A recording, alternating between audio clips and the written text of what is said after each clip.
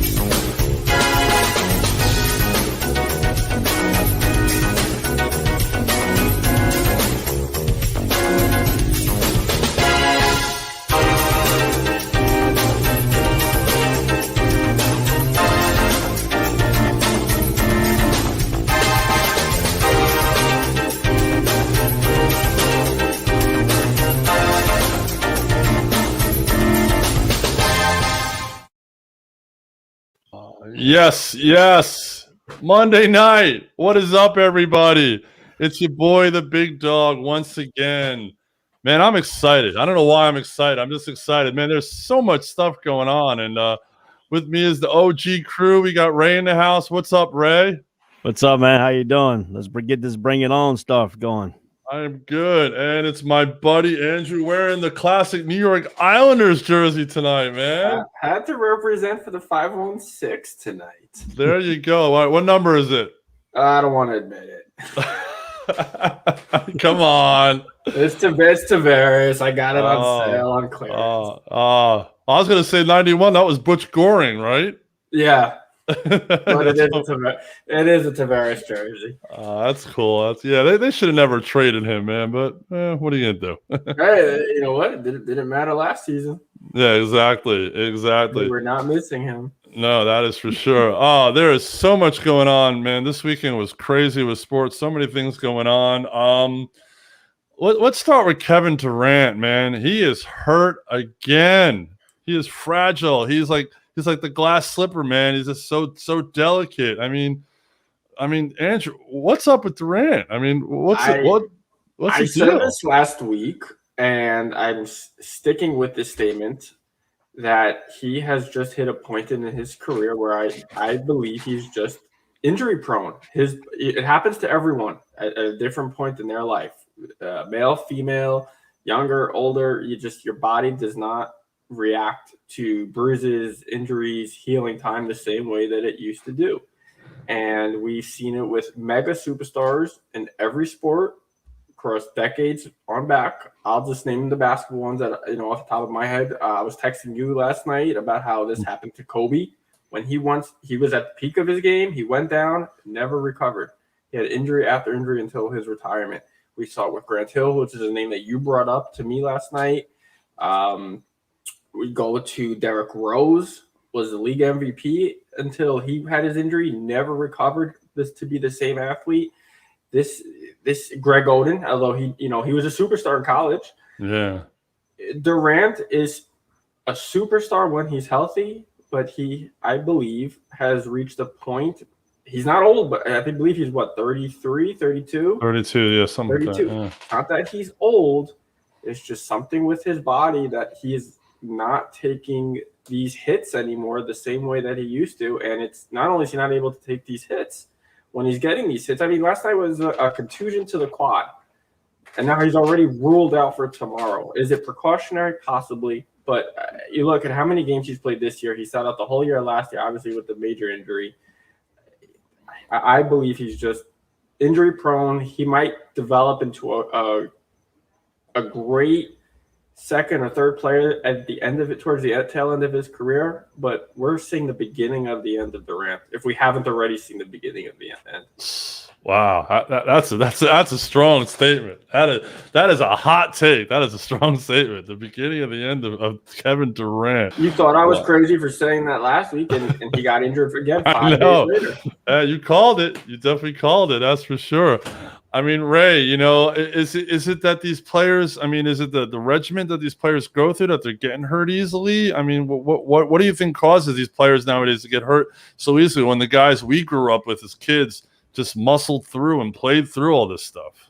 Well, you got to understand, you got to figure out what is his regimen on the off season, how he makes his body, he's got a small frame body anyway. I mean, he's not really a muscular frame body. So pretty soon his hit's going to be taken and his body could be his bones could be brittle. I mean, we don't know what he's taking, if he's even, people are like back in the day, and a couple of NBA superstars already mentioned off of, are they drinking milk, make their bones stronger? Right. Some of these guys might not even be drinking the milk products, trying to get their body, keep their bones strong. Calcium is the most ingredient to keep your body strong and stuff like that. But we don't know his workout regimen. Does he actually work out? Back in the day, like Michael Jordan, he used to not work all the way out until he got to the Detroit series. When that Detroit team beat him, he went in and hired him a trainer, to get stronger.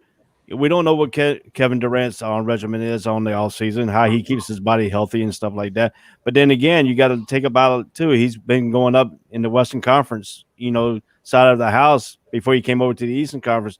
So the Western Conference is a brutal part of the conference. I mean, he took a lot of beating over there, and then he played with the Golden State Warriors. He took a lot of beating down by teams he played. He played a lot of games.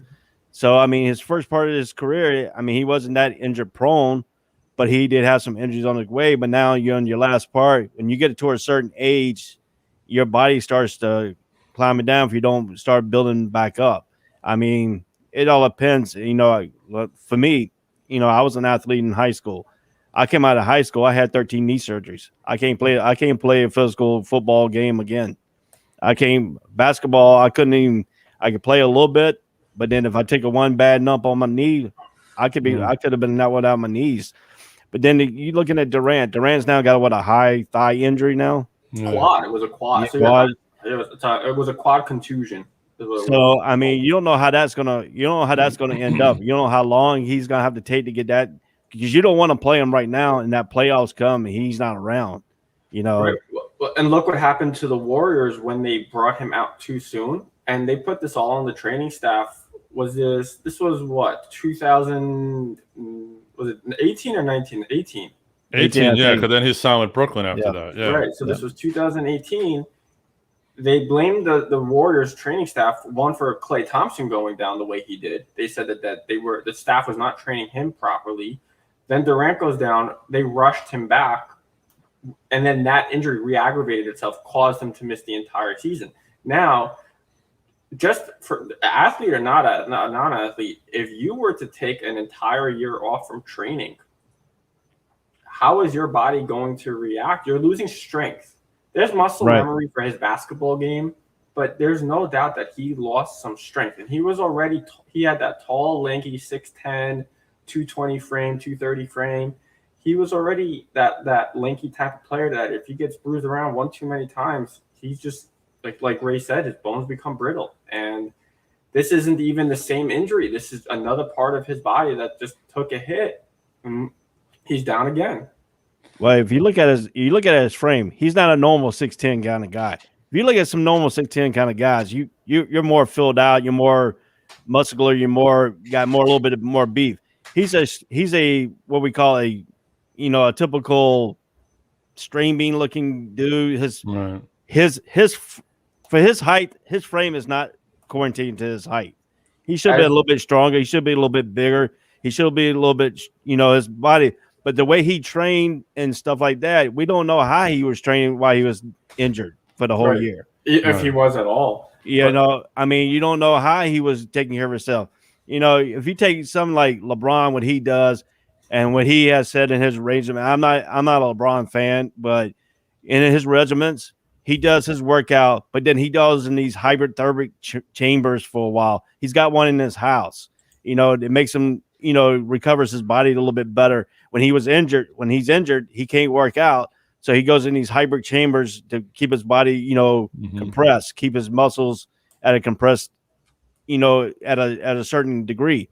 Now, with this evolve here is LeBron's a little bit bigger. He's a little bit muscular and a little bit stronger. And his stature is he's 6'8", 6'7". Yeah, about 6'8". 6'8". So I mean, he was in Miami. They weighed him at 270 at one point. See, now if you take a 6'10" guy, what you think Durant weighs about? Durant weighs he's 240. Listed at 240, but I don't believe it. No, because, and I'll tell you why. I was just checking this out because when I hear 6'10", we'll come right back to you. I didn't mean to cut you off here, but that's all right. When I hear 6'10" as a 90s kid, Alonzo Mourning was 6'10" and played the center position and played it like Ewing and Shaq and Olajuwon at 6'10". And Zoe was listed at 240. You look at Alonzo Mourning at the free throw line, how jacked his biceps were. Mm-hmm. I don't see how Durant is truly 240 if Alonzo Mourning is 6'10", 240. Durant's maybe 230 soaking wet. I think 220. Well, I'm gonna tell you how what it goes. When the NBA and NFL's they do it at the same time, because if you look at Drew Brees was listed 6'2". Yeah, he's only 5'10", because I stand beside Drew Brees in Afghanistan when he came into a USO tour. He is not 6'2", because I'm 5'10". And I stayed the same height as him. My shoulder was even with his shoulders. And I looked at him, I said, and he told me that the NFL, when they put these things out in the programs, they put it bigger to make other teams think he's a little bit bigger than what he really is. Oh, yeah. Sure. I mean, I can tell you 4 NBA players from the 90s who are famously overlisted. John Starks was listed at 6'5". He's about 6'2". I've met him 4 or 5 times. I've hung out with him a couple. Like, he is my height, maybe an inch taller. Dennis Rodman was listed at 6'8". He's about 6'6", which is astonishing for his rebounding statistics. Barkley was also 6'6". He was 6'4". 6'4". Yep, he was actually 6'4". Listed 6'6", actually 6'4". They say Ewing was not a true 7-footer. I don't know if that is a fact. No, he was He was 6'11" and a half. Yeah, something like that. But then there's also guys, they did it the other way around. They listed some guys like Garnett at 6'11". They actually say Garnett's about 7'1", and they underlisted some guys, which was interesting. Well, I know your friends, Andrew. You're friends with Kenny Anderson. Kenny was always listed at 6'1", right? He is 6'1". He actually he is eye to eye with me. Oh, okay.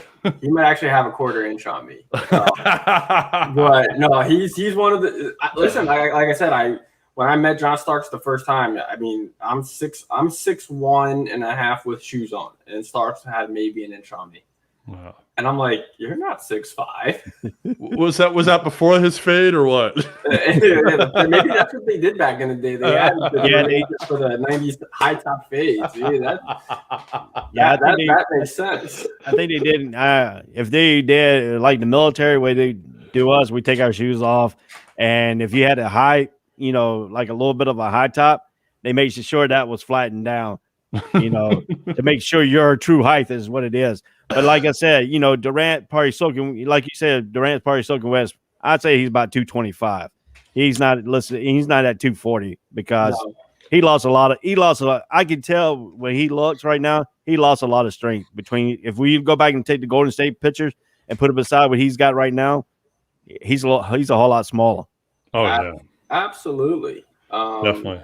While we're on the Durant subject, I know this is going to be a complete curveball, and if you guys don't have the facts, we can jump right over it. But have you guys followed the Durant-Michael Rappaport beef? I've seen a little bit of it. I know there was a whole big Twitter thing with him and Michael Rappaport, and people were saying, "Oh, Durant should shut up and just worry about his training." But Durant's big into Twitter, and he's got like that ghost account and stuff like that. I've read about. I mean that's kind of important to talk about because I think it'll show people how the fact that he is fragile, and not only probably physically, but maybe he's a little mentally fragile, which is probably hurting his game a little bit. So yeah, tell us more about that. So I can't no, even if this was not a family show, I still could not get myself to repeat the things that he said to Michael Rappaport. Now Rappaport is completely to blame for putting him on blast and making the comments public. No one should ever do that. Right. But long story short, they had a back and forth that just got completely inappropriate on Kevin Durant's watch. Michael Rappaport, I guess, felt threatened, if you will, and then took screenshots of their DMs, their private DMs, and put them out to the Twitterverse. Wow. It became a huge thing. Durant ended up getting fined for $50,000 for the language that he was using towards Rappaport. By the league or by the team? By the league. Okay. The team did their own investigation, but the league ended up finding him $50,000. And your Rappaport went on every show to talk about how he was feeling threatened by the guy. I mean, he threatened basically. Look, without repeating the language, he threatened to fight him at one point. Wow. And that's not even the worst of it. He did threaten to fight him. But anyway, I mean, we're adults, but who are the guys who look up to these guys as role models? Kids. Yeah.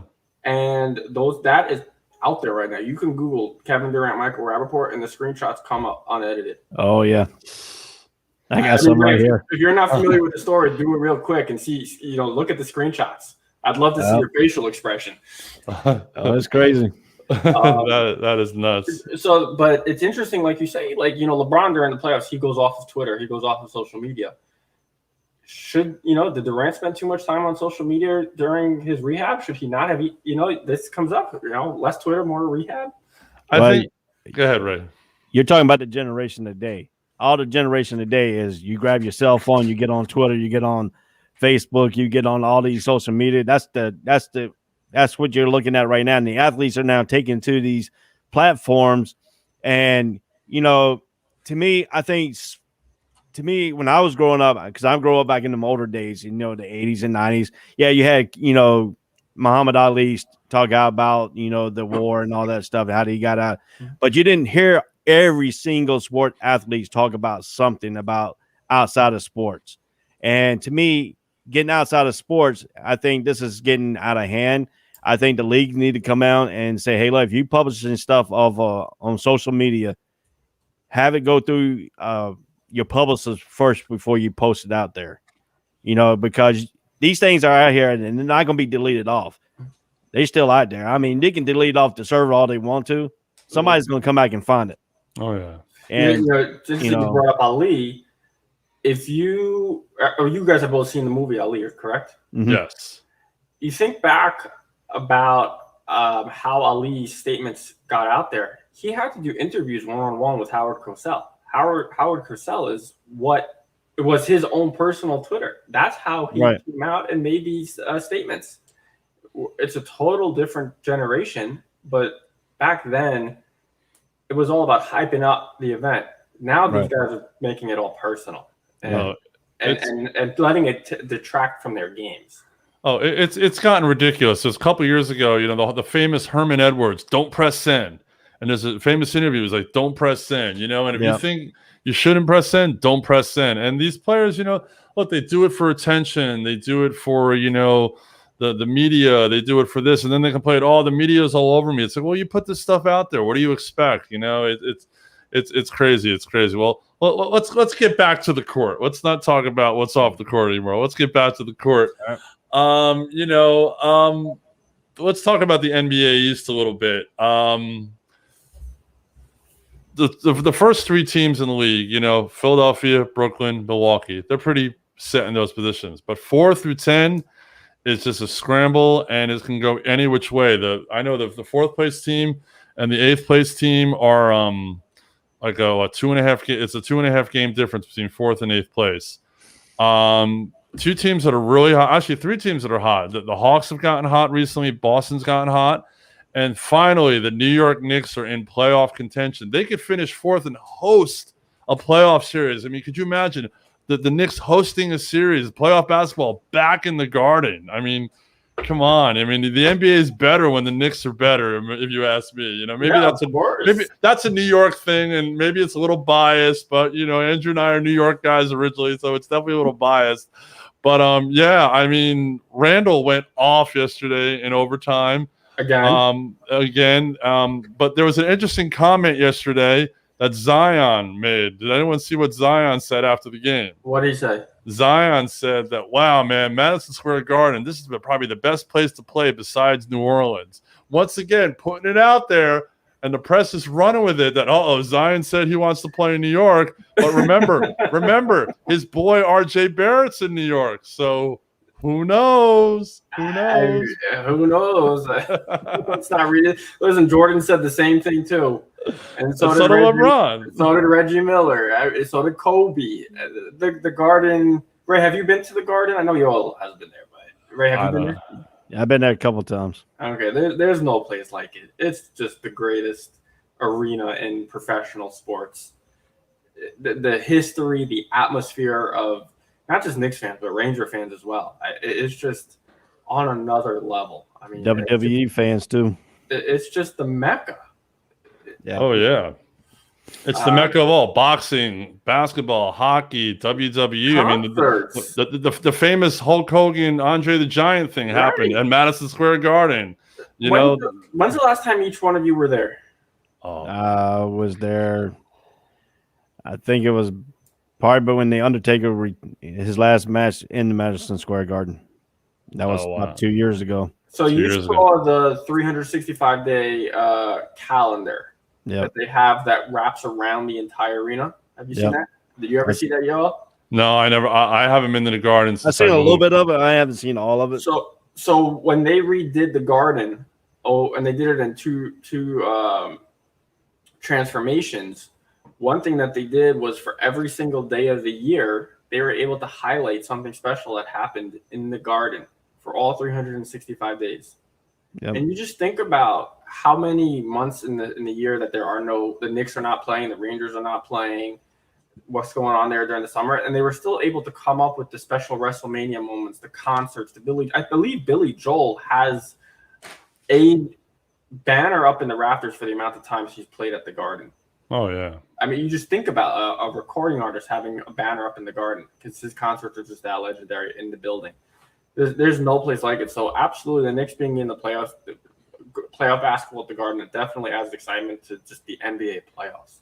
Oh yeah, definitely. I mean, at this point, I definitely think, right now, you have Atlanta in 4th, Boston in 5th, New York in 6th, Miami in 7th. Miami's a game and a half behind the Knicks, and Charlotte in 8th. 2 games behind the Knicks, 2.5 behind Atlanta. I mean, but these standings are changing every day. So, but I mean, at the end of the day, is this the way? Do you think it'll end up, or do you think the Knicks can go on a run, finish in 4th? Boston's kind of getting hot. Tatum's getting hot right now. How about? I mean, the Knicks are half a game back from 4 right now. Right. I feel they have a better chance at catching 4 than the Heat catching them at 6. I don't think the Knicks are going to end up in that play-in. I think that they surpassed that. And then, I mean, like you said, the top 3 are sealed. They're not going to end up going on such a run that they can catch Milwaukee, who's 5 games up on them. Right. But anything could happen between, I'd say, looking at this right now, 4 all the way down to, if you want to even go as far as, if Indiana can get hot, maybe to 9. Maybe yeah. But Toronto at 10. Yeah, I think they're buried at 10. They're buried at 10. Indiana looks like they're buried at 9. But the Hornets are 2 games back. However, they're without LaMelo. They're without Gordon Hayward. They're gonna slide. Right. How far? They're only. What are they? They're 5 games up still from Toronto, so they might not go too far. Maybe they'll just end up swapping with the Pacers. But the question is, will the Heat catch enough heat? If you like, no pun intended. I like that. That's a good one. Will the Heat catch enough heat to get into that play to avoid the play-in at the 7th seed?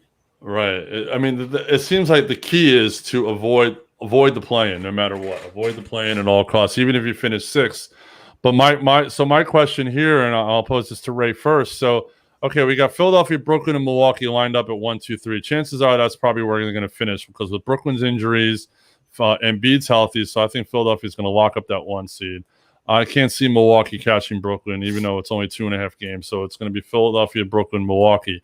Which of these other teams you think matches up well with them that could possibly pull an upset in the first round? I mean, what kind of who matches up with Philly better? Who matches up with Brooklyn better? Who matches up with Milwaukee better, Ray?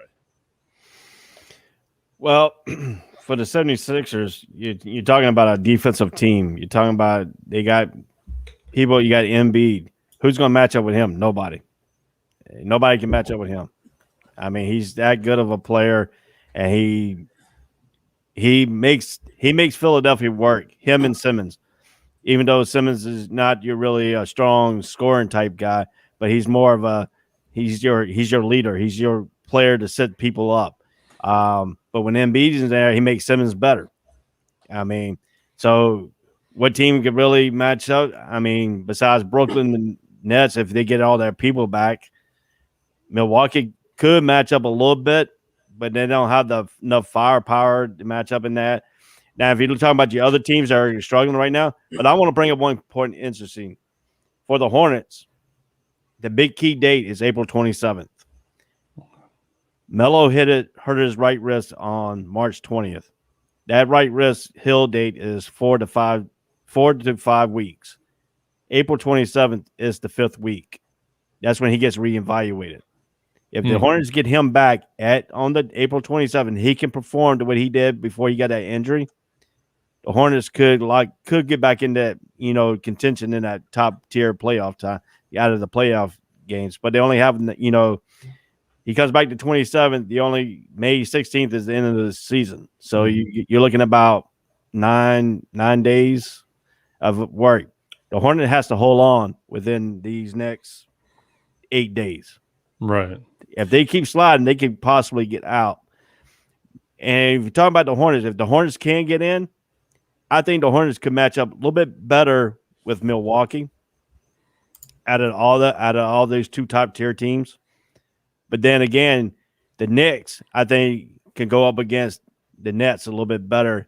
That's if Durant and them don't come back at full strength and do it, and Harden don't come back at what he's been doing. I like that. To me, I'm not a big Knicks fan, but I'm not a big, time Nets fan either. So to me, I'm more of an underdog this season. I would like to see the Knicks prevail because they've been down a long time, a really long time. And to me, I like the Knicks.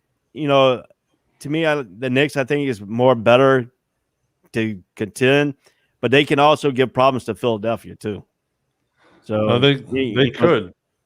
So that's what I'm looking at right now. I'm looking at the Knicks prevailing up and then probably knocking out, and you're going to see some upsets in this NBA playoffs this year.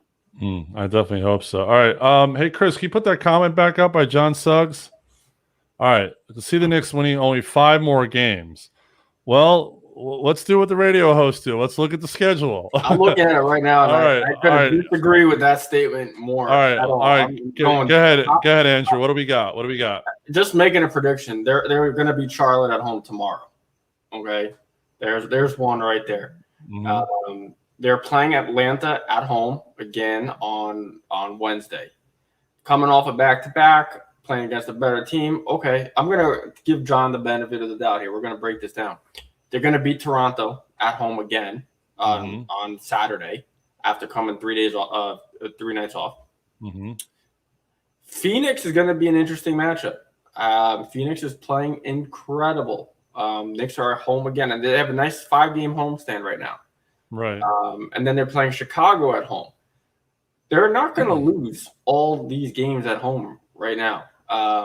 Chicago made some great additions, and Vucevic and Randall should be a great matchup. But I think the Knicks could beat Chicago at home right now. All right, so let's say they go 3-2 on the rest of the season. All right, so now I'm going to breeze through these. They play the Rockets. They're going to kill the Rockets. Okay, they're playing the Grizzlies. They're going to beat the Grizzlies. They're going to lose to the Nuggets. They're playing the Suns again. Then they play the Clippers. They're going to beat the Clippers. Now, this is interesting. They play the Lakers on May 11th. That's up in the air. That depends on team health for the Lakers. All right, and then there's 3 more after that: Spurs, Hornets, and Celtics. They're going to win more than 5. Yeah. You know, there's probably about 8 more, at least 8 more wins there, I'd say. Yeah. Yeah, because they play Charlotte again at home, which is interesting. I didn't know they went to Charlotte twice, and they have 3 games at home against. They have this long road trip, and then there are 3 games at home against Charlotte, Chicago, and San Diego, Charlotte, and Boston. So that's interesting. The end of the season against Boston. Well, the Boston game might be for the 4 seed. Who knows? That could be a 4-5 matchup. It might be for the 4 seed. That would be very interesting. Wow. Yeah, absolutely. I mean, listen, that could also be a game where Boston clinched everything where they need to be, and they decide to rest all their players. Exactly. Knicks don't have just 5 wins left in them. The way that they have been playing, the way Julius Randle has been playing, they have more than 5. Definitely. And what Ray said about Charlotte, it should be interesting. If LaMelo can come back and play at the LaMelo level, you know, Charlotte could definitely make some noise, you know, even if they end up in that play-in game, you know. I think the play-in tournament is going to be really interesting because I think, you know, the 4 teams that end up in it are going to be so hungry and so want to move forward, you know, because it's not going to be like, oh, well, whatever, we're going to be the 8th seed, who cares? No, these teams are going to be hungry for it. And I think that's going to be good for the NBA, good television, and definitely a good watch. So it's going to be interesting to see who ends up there, you know, who plays in it, and what kind of energy each team brings. It's definitely going to be fun to watch. I'm curious to see if this works out, if this is going to be the new format moving forward post-COVID. Why wouldn't it be? It's a money maker for the league. Think about it. I agree with you there. I have no disagreements whatsoever. I think that this is the direction the league's going to move in. Yeah. I think it's going to add a lot of excitement for that playing game for each team. Doesn't matter what fan, you know, it doesn't matter who you're a fan of. I think those games are just going to be exciting. Right. And the league's been looking to shake things up for a while anyway, because the way that the seeding works out, the second round is always so lopsided. I'm sorry, the third round is lopsided. The second round is always better than the third round. Right. Exactly. That is very true. Very true. All right. Well, we will see what happens. There's 14 games left in the NBA season, so it's going to be interesting. We'll follow this up more as the weeks go by. Let's talk a little baseball here.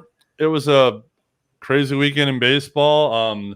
Dodgers and Padres rivalry started. You know, a little chirping on there with Clayton Kershaw.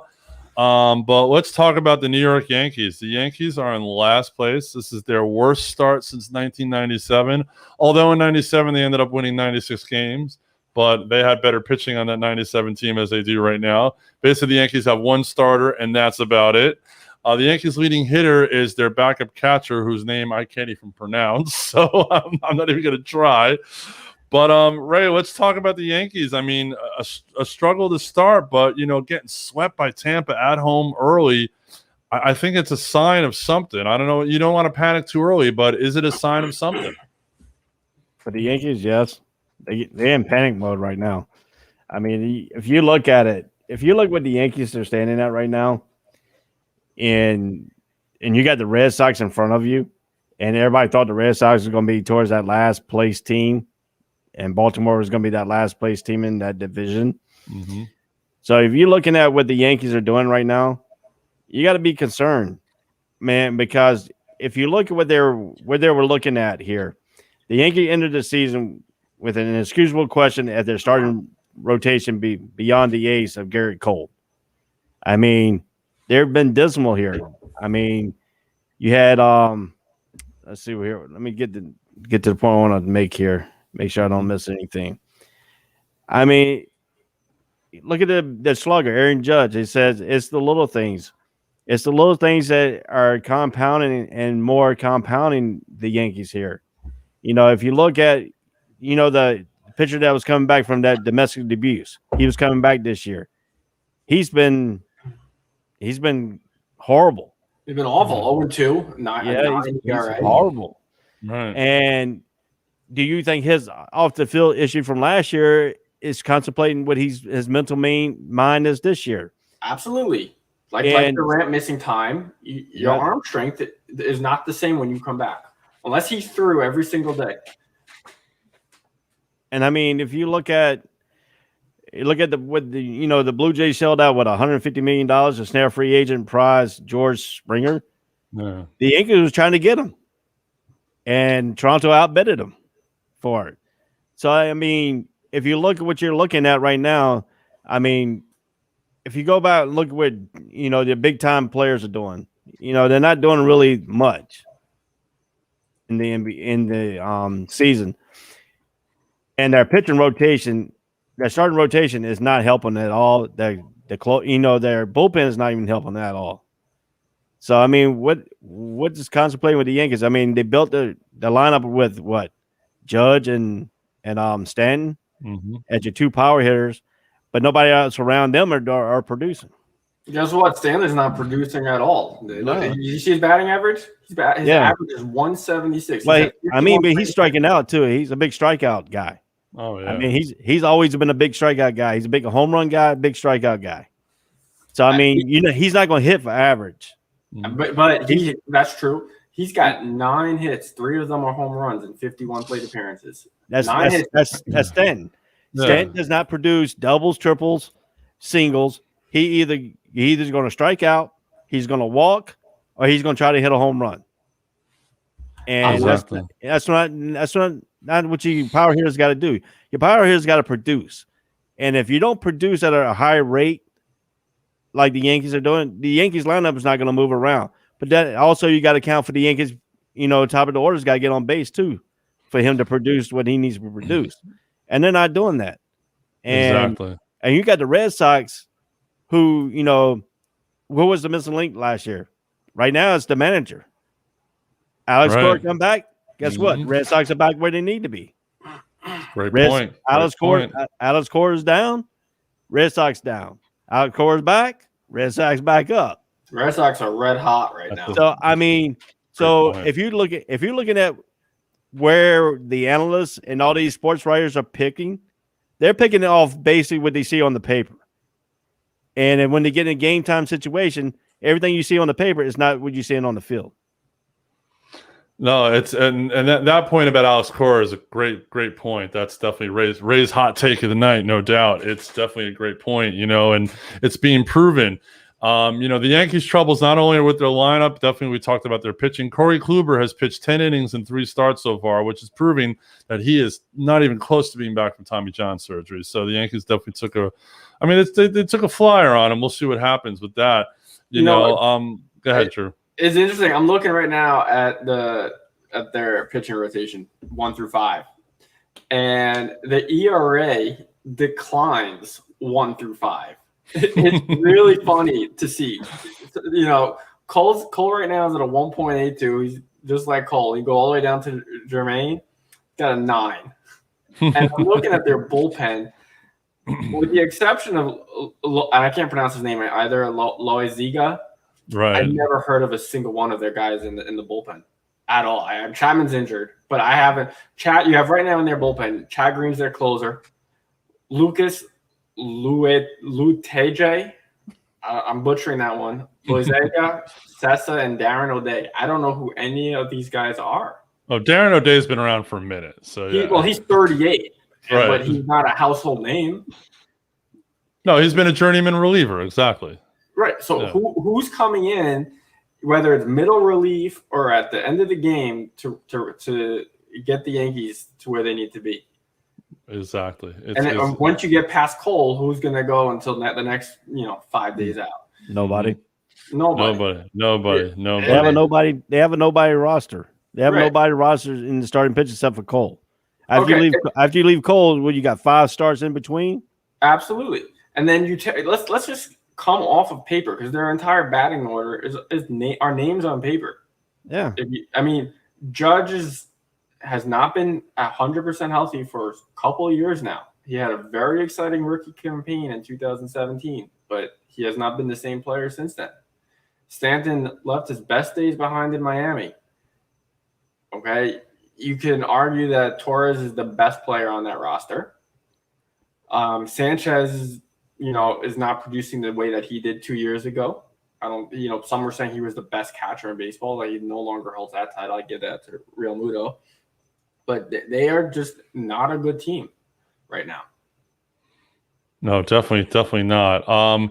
Another surprise team that has been struggling out of the gate, although they're only one game under 500, is the White Sox. I know I was big on touting the White Sox in the preseason and stuff, so I'm surprised that La Russa's gotten off to a slower start, but I think he's still feeling them out because basically they're going like one for one win, one loss, one win, one loss. They lost 2 in a row to Cleveland, and then they won the back end of that 4-game series. So, should a White Sox fan panic or just be kind of like, all right, steady the course. We'll figure it out. What are you guys thinking about the White Sox right now? Either one of you just jump in. I don't care. If you look at the White Sox, they paid $54 million to contract to their closer. Guess what that closer has done? In the last 3 appearances, he has given up 2 home runs. Wow. $54 million to a closer that's supposed to be a great closer. But then if you look in his last 3 appearances, he's given up 2 home runs out of the 3 appearances. Also, they had an injury to Tim Anderson last week for about 5 or 6 games. So they had to deal with that. Mercedes has been a huge surprise for them, though. I think that they'll be okay. I would not hit that red panic button at all yet. Kansas City's playing phenomenal, but Chicago will be just fine. Oh, definitely. All right, let's move over to the National League. The Dodgers are so dominant. They're already 3.5 up in the Giants, 3.5 up in the Padres. They're 13-3. I mean, the next team to them is the Mets, who have missed a bunch of games. I mean, the Dodgers are just dominating the National League right now. It's crazy. I mean, everyone's like, oh, maybe the Dodgers start off slow, but no, they just picked up right where they left off from last postseason. I mean, it's absolutely nuts. I mean, Drew, the only thing that's going to hurt the Dodgers are the Dodgers. Is that? Absolutely. Yeah. Also, the complete contrast of what we were just talking about the Yankees. You look at the Dodgers pitching rotation. They actually use 6 pitchers. Right. Okay. 3 right now have ERAs in the 2s. It's incredible. And then after that, you have 2 out of the next 3 in the 3s. And one of them is Walker Buehler, who is their number 5. And Walker Buehler is an incredible pitcher. And he would be a number 1 on many teams. So they are just loaded on pitching. They go 6, so that's almost an entire week that they are covered on pitching. Right. And then to their batting lineup, we said this during one of the MLB pre-shows before the season began. You have a team and Bellinger's not even playing right now. Yeah, he's hurt. It's crazy. Hurt. But imagine when you still have Mookie Betts and Smith and Seager. It's just top to bottom. Top to bottom. I mean, they're just incredible, this team. Oh, it's not. Did you guys see the Mookie Betts catch Saturday night? I did not see that highlight. Oh, go check. The highlight is amazing. I mean, it was bottom of the 9th, 2 runners on. If the ball drops, San Diego wins. He makes this game-saving diving catch that's like probably the play of the year right now. It was amazing. And they actually had to replay it to make sure he caught the ball, but it was clear as day. I mean, he caught the ball. It was kind of a little snow cone, but he caught the ball. It was go check that out after the show, guys. I highly recommend that. Yeah. How much is Boston missing him right now? Oh, I mean, and think about it. He won a World Series in each league. I mean, Mookie Betts at this point, and if he keeps playing the way he's playing, he should be up there in the Mike Trout conversation. It should be Mookie and Mike Trout, no doubt. He's only 27. Right. Yep. Trout's older. Exactly. I mean, everyone touts Trout. Trout's like the next Mickey Mantle. Well, hey, Mookie Betts is pretty close right now, and he could surpass it. If he keeps playing, he could surpass that very easily. I think a lot of that, when it comes to guys like Trout, I think that also comes from a popularity / endorsement level. Oh, yeah. Mike Trout is just more of a household name amongst kids, amongst different generations who are fans of baseball. Mookie Betts is still, he's proven himself. He won the MVP, he won a World Series ring, but his name is still not on the same level. Stats aside, as the Mike Trouts and the Tatises and the Acuñas, and it should be. He should be right here. Oh, absolutely right. He should be. Oh, definitely not. John Suggs just posted about the Giants. Yeah, I mean, I'd say I'm pretty impressed with them. Coming out of the bat at 9-6 right now. I mean, on paper they don't have that bad a team, but in that NL West, John, that's gonna be a tough division to catch up in. I mean, at this point, it looks like San Diego and them are playing for second place because I don't think anyone's catching the Dodgers, but definitely impressed with the Giants a little bit. But at the bottom of that division are probably the two worst teams in the league, the Rockies and the Diamondbacks. So, Ray, who's worse, Colorado or Arizona? Right now, if you look at the record, Colorado is at 4-12. I mean, Colorado had a good first game of the opening day when they beat the Dodgers, but then since on they have not been that same team. So that's why I was talking about opening day. Opening day, you can't really be off the bat. You have to wait a few weeks. And you see in teams now, some of these teams are backing down. We all thought about, if you take it, for instance, in Pittsburgh, we all thought Pittsburgh were going to be under 40 wins. Right now, they're on the pace to get over 40 wins. Mm-hmm. Colorado's on the pace to get that under 40 wins. And so is Arizona Diamondbacks. But I mean, to me, I think Colorado's going to probably be down for a while. So I think they're going to be the worst team right now. They're going to be the worst team in Major League Baseball. Now, Pittsburgh somehow could slip up and end up being the worst team in baseball. That's how baseball is. Baseball is fickle. It's a momentum game. If you don't have the momentum right off the bat, you're not going to get, sometimes it's hard to get that momentum. Now, we're all praising the Dodgers. Somewhere between next month and the thing, something can happen to the Dodgers and they can go back down. So, I mean, baseball is a momentum type game. If you keep your players healthy. And I looked at some of the Dodgers stuff. Mookie Betts has only played 11 games out of the 16 games they have played. He's only played 11. And then the Dodgers only has like two people on their roster has played the whole season. And that's how the Dodgers are 13-3 now? Yeah. So we're looking at Colorado at 4-12 and your Arizona Diamondbacks at 6-10. Those two teams are going to probably be battling out for that last place in Major League Baseball and the Western division. Yeah, I mean to be 9 back already is just that's quite the hole to dig out of. To get out of. Let me speak English. That would be nice. But if you look at the Dodgers what 3.5 games over San Francisco and the Padres, and then you got the Diamondbacks at 7 games behind, and you got 9 games behind. I mean, the West is right now. The West is going to be a 1-team race as you look at it right now, unless Tatis, and then when he comes back, Pittsburgh, San Diego Padres come back up and contend. That's going to be an interesting thing to see when you get Fernando to come back and stuff with these two teams. But right now, San Francisco is playing good. They're right now hanging above a half a game above the Padres. Yeah. But, like I said, at the end of this month and beginning of May in the summer times when teams start, really you see it just before the All-Star break, by around mid-June, you'll see teams start, battling that playoff stint all the way up. And then when it comes after the All-Star game, then you see the teams separate themselves. You don't want to be, by the time mid-June comes around, you want to be in contention. You don't want to be too far out.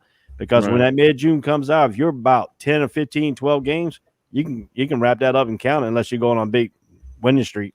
Oh, yeah. I mean, the Dodgers could run away and hide by the time the All-Star break comes around at this point, the way they're playing. So you never know. That is possible.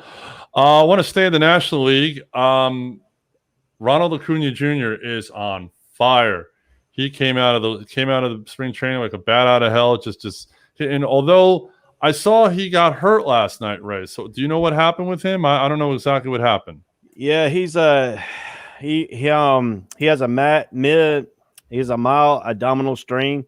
He is day to day. He's day to day. The doctors came back with some good news. It's not really bad, but it's going to take him. He's going to be day to day. And when we're talking about day to day with him, is when he comes out the game just before the game starts and batting practice. If he can't turn on the ball, he's already said he's not going to play. If he cannot turn the ball and his abdomen is still hurting at the time, because he generates all his power from the core. If you watch him, he doesn't generate from his hip and his leg. He generates from the core. That's where he generates most of his power because he's got that short, compact swing. And when your batters get your compact swing, you're going to play more from your core than you do from your legs.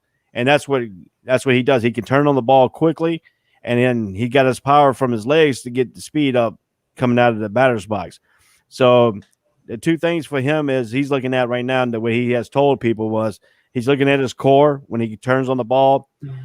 When batting practice comes out, they're going to throw the balls inside to him so you can see if it's going to really hurt him, because that core really hurts when you come to inside pitches than you do really the outside pitches. And if he cannot protect the plate the way he wants to protect the plate, you won't see him play. So he's got good news, but then again, he's day to day. And then again, the Braves are struggling. Right. And it's the wrong time right now for him to go day to day. Right. So which team is the biggest surprise for better or for worse in the NL East right now, and which will stay consistent? And with that surprise, is going to completely flop. Well, I mean, I honestly think that, and we've talked about this with Felix. Felix always says that the Phillies start off hot and then they cool off. And I think that's definitely going to happen. I think the Braves will pick it up for sure. And, I mean, the Mets were supposed to be this. The Mets were supposed to be where they're at. They were supposed to be in first or second or something like that. The Mets bullpenners started to finally even out a little bit. Diaz had 2 saves over the weekend for the Mets. So definitely happy that Diaz is finally figuring out how to close for this team. He's one of the most underrated, underappreciated closers. And he is, but his first year in New York 2 years ago was horrendous, as we all remember. It was. Last year wasn't as bad. He's going to look. Ever since Mariano retired, there hasn't been that real dominant closer, since Mariano. And, it's I'm waiting for hopefully Diaz, maybe he'll come that. I mean, to me, the Mets need to get rid of Familia. Every time Familia comes in, I'm just like, oh, it's, I go crazy with that. So I'm happy to see the Mets there. The biggest surprise to me, and you and I talked about this off air before, is the Marlins. I'm surprised the Marlins are where they are. The Marlins are hanging tough. The Marlins are hitting the ball. Definitely, they're definitely hitting the ball, which is a good thing. But are they going to be able to hold up, to the Braves and the Mets? Yeah. I don't know. Watching them yesterday, something that I see when you see teams like them, they are having fun out there. Yes. They are. This kid Jazz is having an incredible start to the season. And they are just 1 through 9 are having a lot of fun playing. And sometimes that dynamic just carries you through the season. We've seen teams that are not loaded with talent win World Series in the past. I'm not saying the Marlins are going that far, but I could see them maintaining this at this pace. What's more of a surprise to me is the Nationals are in last place. I'm not surprised. What do you think, Red? Are you surprised at that? I'm not surprised. I'm surprised at the way they're getting beat. Giving up double figure runs, in certain games. And Corbin's been abysmal. Yeah. And then Strasburg's been he gave up 7 runs in that 14-run inning, that 14-run game in St. Louis. He gave up 7 earned runs. And we was breaking that game down, I was looking at it. And if you watched it, after that big 6-run inning, they left him in the game for 1 more inning. And when they brought the 3rd reliever in, he gave up the other 7 runs to make that 14.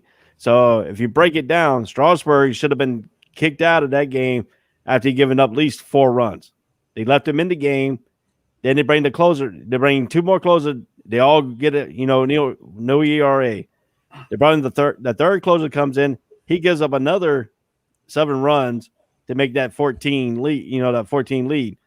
So to me, I think the manager of the Nationals should be gone because he blew that whole scenario. That game should never got to 14 runs if he was managing, and he doesn't look like he was managing that team. And it looks like he's done lost the players already.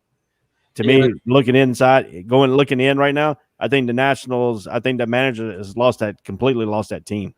I agree with you there 100%. And it's interesting to note that with the exception of Rendon, not on that roster, the only thing that's really changed from their World Series team is age. That entire core, less Rendon, is there.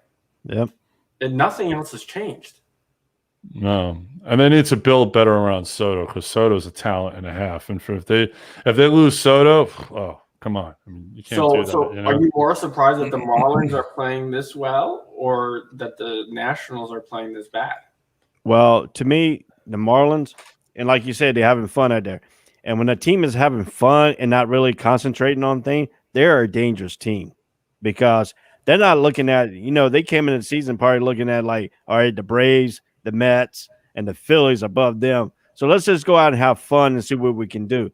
But when the contagion of having fun is a dangerous team because they don't have the expectation like the other three teams in that division. And they could come up and sustain, if they can sustain this happiness and this run they are on right now, and they can staying within striking distance, this team could be dangerous, and it could surprise some people at the end. Their best power hitter hasn't even hit a home run yet. Nope. Which is broken through. Aguilar is still waiting to hit one over. No, they're definitely a good young team, and as Ray just said, they're playing. There's no pressure. They're playing with no pressure. They're just out there, and what you said, they're having fun. And Manuel's just like, all right, guys, it's just a game. Let's go out there and play. And and it's definitely going to reflect on them for sure. All right, I want to move on to something I've been wanting to talk about for 2 weeks now. Last week, NBA TV had this documentary about the 96 NBA draft. Now, the documentary was kind of plain. It was kind of like, all right, whatever, a lot of things we knew about. But this 96 draft is considered to be the best NBA draft ever, considering all the players that have come out of it. It's been 25 years since this draft. I mean, you look at the top picks in that draft. Excuse me. I mean, Allen Iverson 1, Marcus Camby 2, Sharif Abdul-Rahim 3, Stephon Marbury 4, Ray Allen 5, and then they flip-flopped in a trade. And Kobe went 13th. Kobe Bryant went 13th in that draft to Charlotte, and then got traded to the Lakers, and the rest is history. So I know, for Vlade Divac, Steve Nash went 15th. The Knicks picked Wallace and McCarty. I remember when the Knicks made those picks, I was all excited. I'm like, all right, we got two big guys. Nothing at all. Crazy stuff. So Andrew, I mean, this was like the right in the middle of your big era of basketball. Jordan was, came back to the league, about to have his second three-peat. So just talk about this 96 class and everything about it. So the 96 class for me is the one draft class that I definitely followed the most and felt the most associated to growing up. The amount of stars that came out, being a Knicks fan, the Knicks having 3 picks, the level of excitement that Iverson and Kobe brought to the NBA in 1996, this draft transcended the game in so many ways. If you look down at the accolades of this draft and what they ended up doing, there were 10 future All-Stars in this draft, okay? 3 different league MVPs. Kobe, Iverson, and Nash. Right. All went on to be MVPs. The total 161 All-Star appearances, which is insane. And 5 Hall of Famers, and Kobe hasn't been inducted yet. Well, who are the others? It's Iverson, Ray Allen, Nash. I'd have to pull that. Peja, I believe, is in the Hall of Fame. Right. Peja was in that draft class, and people forget about him. Yeah. Because he didn't play that season. He didn't come over until about 3 or 4 years later. Right. That's right. People, who else was in that draft? They focused a lot on him because he went in the second round, was Ben Wallace. Yeah. And how many defensive awards that he ended up going on to win. No, Ben Wallace wasn't drafted. Ben Wallace wasn't drafted. He was not drafted. Okay, I stand corrected. Yeah. He was undrafted. And look what he ended up becoming. Oh, yeah. One of the players that they talked about in the film, and I think is like one of the most underrated players in that draft, was Derek Fisher. Derek Fisher went 24th to the Lakers. And I mean, we all know some of the big shots he hit, Ray, talk about this 96 class and just, the way it changed the game. If you think about it, look at some of the players that came out, it changed the game. Yeah. These players transcended to a different NBA type game. But if you want to break it really down, and this is how I break draft classes down, I break it down, by your weakness and your thing. Well, there's just two interesting things here. The 1984 draft came up with no weakness, but the 1996 draft came up with quantity over quality. They have players that were systematically made for this type of NBA play. And then when Kobe came out in this draft, it just sent this class up to, where it needed to be. Right. I mean, bring it up there. If you look at it, we wouldn't know how Kobe would have been if he would have stayed in Charlotte. Even though Kobe came out and said he didn't want to play for Charlotte, because I could give you the inside scoop on the whole deal of that draft pick. Go right ahead. That draft pick was picked by the Charlotte Hornets and George Shinn, saying that he wanted Kobe Bryant because he wanted Kobe Bryant to be the next greatness player in Charlotte to bring this team to like a caliber of a Michael Jordan team. Well, Kobe Bryant didn't have the feeling of it because he didn't want to play in a small market team.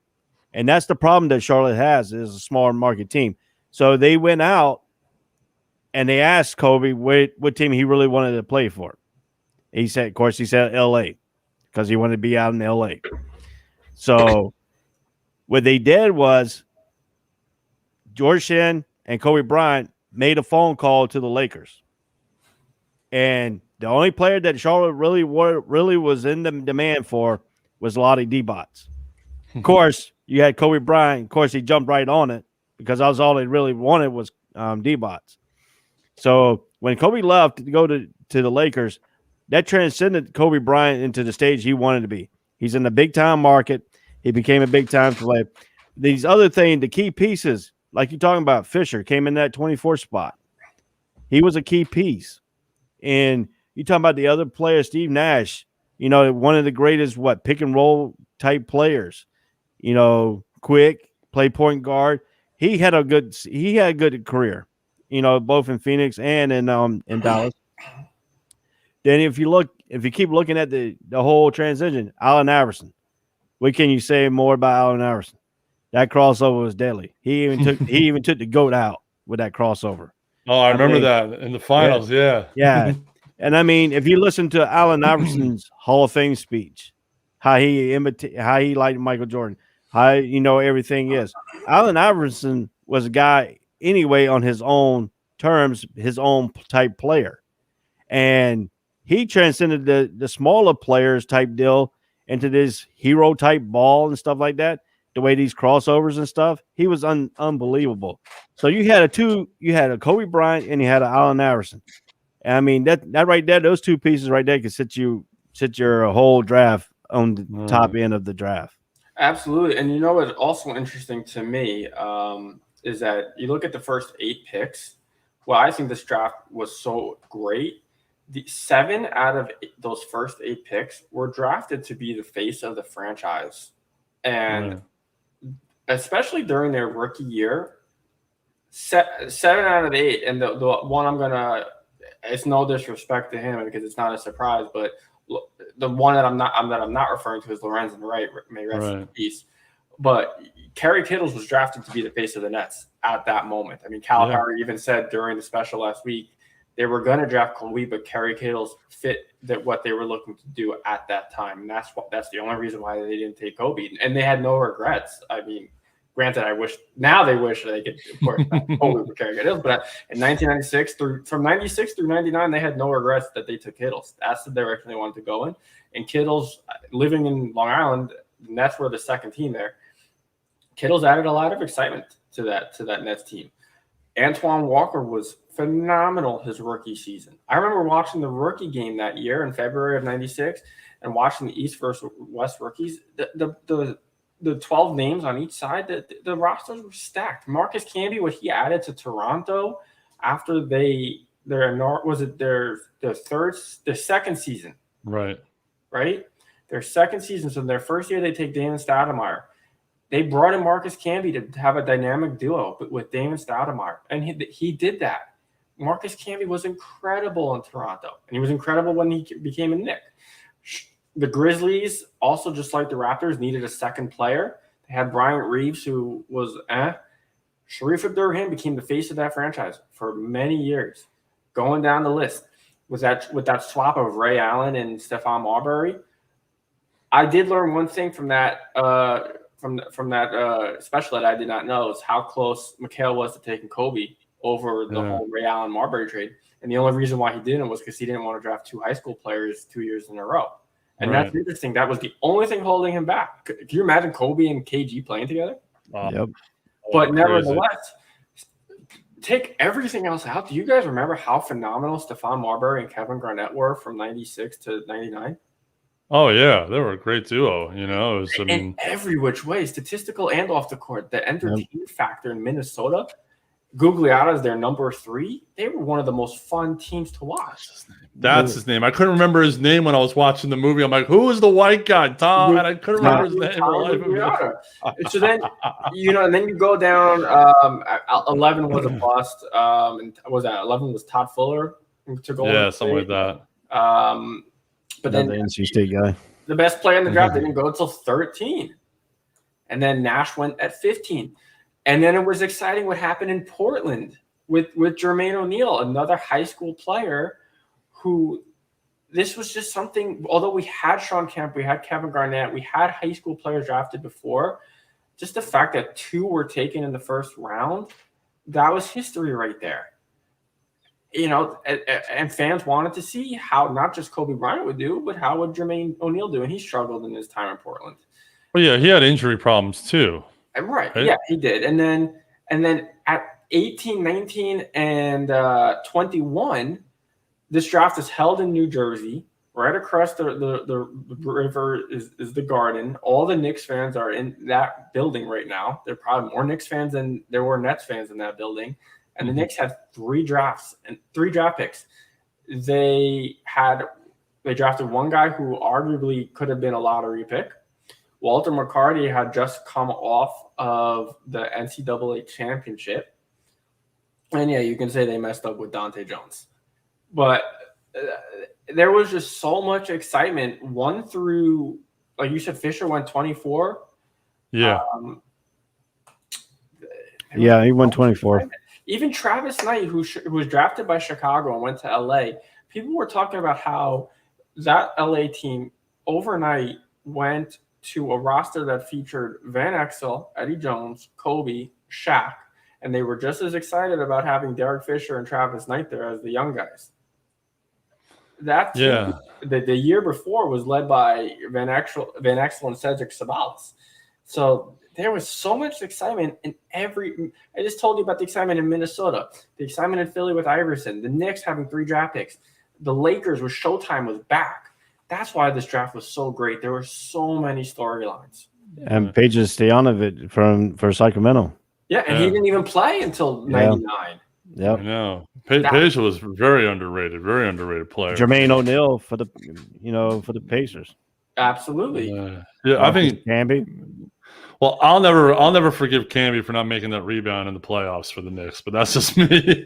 You know what I got a kick out of, and I'm not even going to try to remember. I don't remember their names. I'm not going to try to disrespect them, but I thought it was really interesting to see was that there were 2 baseball players that came out of that second round back to back. That's right. The kid who played for the Hendrickson, who played for the Orioles or played for Tampa, I think in Baltimore. And there was another guy I can't remember. And I'm not looking at it right now. He said what I found was funny was he said his claim to fame was he gave up Ken Griffey Jr.'s final career home run. Yeah, that is too funny. But to me, there's Kobe and Iverson, but I've always been a big fan of just guys who could just step up from 3. Bang. So to me, Ray Allen, in those days, give the ball to Ray Allen, let him shoot. What he did in Boston, what he did in Miami. Yeah, he started in Milwaukee, but he really proved himself with Boston and Miami. And Ray Allen was, to me, like the best overall shooter in that draft. Just outside, I mean, you know, and what you talk about Ray Allen being the best shooter, without a doubt. I mean, of course, in history, yes, he was in the '97 slam dunk contest that year. People don't. I don't remember that. He was in the slam dunk contest that year as a rookie. Do you guys remember who won the dunk contest of that year? Probably Kobe, right? Kobe. Yeah. So Kobe, during that All-Star weekend, first of all, that All-Star weekend was one of the greatest All-Star weekends in the history of the NBA. It was the NBA 50th anniversary, which also was a storyline with this draft. Right. So it was the NBA at 50. You had all the legends from the entire history of the NBA in Cleveland. And Kobe Bryant comes out. The first event was the Shaq rookie game. It was Kobe versus Iverson. Iverson ended up getting MVP, but Kobe outscored him. Kobe had, at the time, set a record for 31 points in the rookie game. He was still just 18. He had not turned 19 yet. This was during a different format back then. Right after the rookie game, they had the three-point shootout, which Steve Kerr won. From the three-point shootout, went right into the dunk contest, and we got to see Ray Allen and Kobe Bryant right back on the court. Allen didn't go to the finals. He had a couple of nice dunks. The finals was Kobe, Michael Finley, and Chris Carr. Oh, wow. I'll never forget Finley tried to do a cartwheel. It was the worst cartwheel in the history of cartwheels. But Kobe came with the Isaiah Rider between the legs, got a 49. And then he already had it locked up with the second dunk. He tried to do what Vince Carter ended up doing, throwing it off the ground and going between the legs. Yeah. But it was just so much excitement around that weekend. There was so much talent just in that rookie before we even got to the 96 All-Star game. Before the 96, there was that 96 to me was the epitome of 90s basketball. The Bulls had just come off of 72-10 the year before. Yep. They were at their best in 96, 97. It was just 96 basketball to me. That year. And let me give you a key here. In the 1994 draft, how many rings did that draft win? 94, 95 or 93, 94? 1994 when Michael Jordan got drafted. Oh, 1984. 84. Yeah, 84. Well, so I mean, Jordan has 6. Olajuwon has 2. They were told. Has none. Barkley has none. Stockton has none. Bowie Mino has none. It was total of 9. So who would the other 3 go to? Well, you said Olajuwon had 2. And then Olajuwon had 2. And Jordan had 6. Who had the other one? Isn't Drexler in that draft? Drexler don't have any though. Yes, he does. Yeah, he does with Houston. Right. Yeah, that's your one then. That's the one. That's your one because when Olajuwon won the second one, Drexler was on the team. Right. Exactly. So there's your other one right there. But how many rings does this 96 draft have? 15. 15? Okay, 15. So Kobe had 4, right? Or 5? Kobe had 5. Kobe had 5. Okay. Iverson did not get any. No. And you had who else? Ray Allen had a 2. 2. So that goes 7.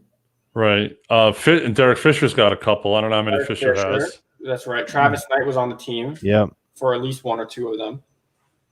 So they had 15. That's interesting. That's incredible. That's interesting. They had the most out of all draft classes. Yeah, it's definitely, and they talk about one of the classes in the 2000s, I think LeBron's class, because that had D Wade and all those guys. But no, we'll see over time. 25 years from that, we'll see what happens. I was thinking about this between 84, 85, 96, and then the LeBron draft. Outside of LeBron, Melo, and Bosh, the rest of the draft is really. Isn't Wade's in that draft? Sorry, right? Those 4. Those are the 4. I'm sorry, those are the core 4. Outside of those 4, the rest of the draft is whatever. You look at the 84 draft. Yes, I understand you have Jordan and Olajuwon and Drexler and in there and Barkley, but they're also like Sam Bowie, the number 2 pick. Yeah, just think about that. Just think about Portland. If they would have drafted Jordan, exactly, and they didn't want to. They needed the center position. Yeah, Jordan wasn't a highly recruited, wasn't a highly, son-of person, because at North Carolina, because of the old saying, Dean Smith kept him under 20 points. Right. That's the old saying. But no, if you really want to know about the whole deal of that Jordan and Dean Smith era, Jordan learned to play team basketball under Dean Smith. And if you look at what Jordan ended his career in the 90s, he became back to that North Carolina team-oriented kind of guy, because he knew that he needed help. He needed a teammate. When it's alive. So, yeah, it's crazy to think about, Jordan and how he wasn't, he didn't play basketball till later, and then everything about him and how he just developed. But that's Jordan's a whole show. I mean, we could do just a whole show on Michael. So we'll definitely have to do that maybe in the summer when things slow down. All right. Well, we're getting towards the end here, and I really don't want to shorten the NFL draft thing. The draft's a week from Thursday, so I think next Monday we'll talk more about the draft. So why don't we just go to our last take here and just kind of wrap this thing in a nice bow. This has been freaking awesome tonight. Just talking about all this stuff has been great. So Andrew, what you got as your last chance to bring it tonight? I'm just going to have to go and just give my respect to LaMarcus Aldridge. It's just so unfortunate how his career had to abruptly come to an end. It was unfortunate how he kind of bounced around a little bit, but then he finally landed with Brooklyn. There was so much hope that, he'll still, if they win, they're going to send him a ring, but it's not the same. I mean, the fact that his career just came to an abrupt end like that. We talked a few weeks ago asking, does he still have it? And I came out and said 100%. I truly believe he could still be an incredible center and an effective center in this league. And something like this to just come out of nowhere, you just have to feel for the guy, for his family. It's life altering outside of basketball, and he's just one of those few athletes who. Not just a great player on the court. He's also a good person off the court. He did a lot for the community of Portland. He did a lot for the community of San Antonio, and just real sad to see it had to end this way for him. Yeah, but it is very sad. But he definitely, he had to make that choice. We would have hated to have seen something worse happen. I mean, whenever I hear things like that, it always brings me back to what happened with Hank Gathers. Sure. In college, and I always think of that, and that was just so hard to watch, back then. It's definitely, it's sad, but yeah, big ups to LaMarcus Aldridge. Thank you for what you brought to the game, and stay healthy, brother. We definitely need you around. All right, Ray, what's your last chance to bring it tonight? Well, I'm gonna bring it down a little bit here. I'm gonna go ahead and pay my respects to Scottie Pippen's eldest son, who passed away today at age of 33. I saw that. And he had a chronological asthma. He's that's why he couldn't go into the play basketball and stuff like that. He did. Scottie Pippen did make one statement about it, saying if he didn't have that disease or something, he probably would have been in the NBA and being a star. But as of today, I'm a father, of 4, and it's hard to lose a kid and stay there, and especially when he's only lived for 33 years of his, life, and he had a long life ahead of him. So, I like to keep Scottie Pippen's family in prayer. Definitely, and that's ironic. 33, that was 33. Scotty's number. I was just thinking. Wow. That's it's funny. In the Jewish religion, Ray, there's a thing called gematria, which is all about numbers and how numbers mean something. And that's interesting. How he died at 33, and that was Scotty's number. That's a very I'll give you something. Let me give you something interesting here. My mom's mom passed away on February 1st, which is her oldest daughter's birthday. 29 years later, my mom dies at the age of 71, same age as her mom, on her sister's birthday on February 1st. Oh, wow. At the same age. Well, life is funny. Life is a very, very funny thing, and the coincidences always happen. I believe there's a reason things happen like that, and definitely a reason for that. All right, my last chance. Well, this is going to be completely different, but I'm going to talk a little bit about soccer. There's been a big story about the European Super League, how the big teams and all the big European leagues are trying to break off and form their own Super League, and it's causing a complete ruckus throughout Europe. I have a very good friend who's a huge football fan, as I call it over there, football.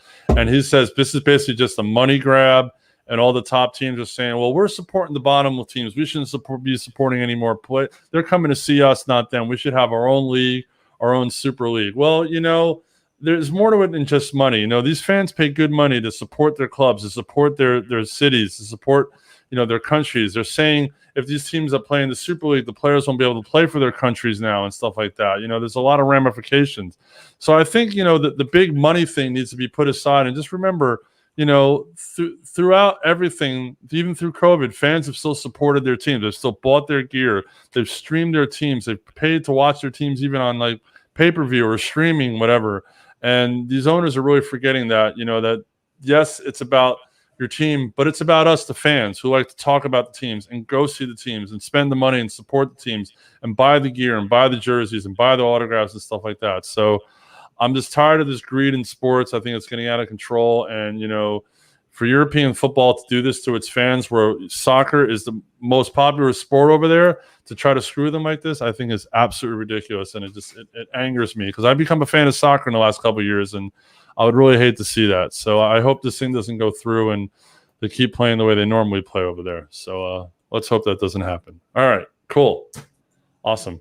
Well, thank you guys. This has been an amazing show. Once again, bringing it hard. Great takes, great opinions, great stories. We will see you guys next week. We're going to talk a lot of NFL draft next week, because the draft is a week from Thursday. So who knows what trades can go down. There's been a lot of talk about the Atlanta pick at 4. Justin Fields has been sliding. We'll see what happens with him, but we're going to get real deep into the draft next week, So everybody, peace out, and we will see you next week.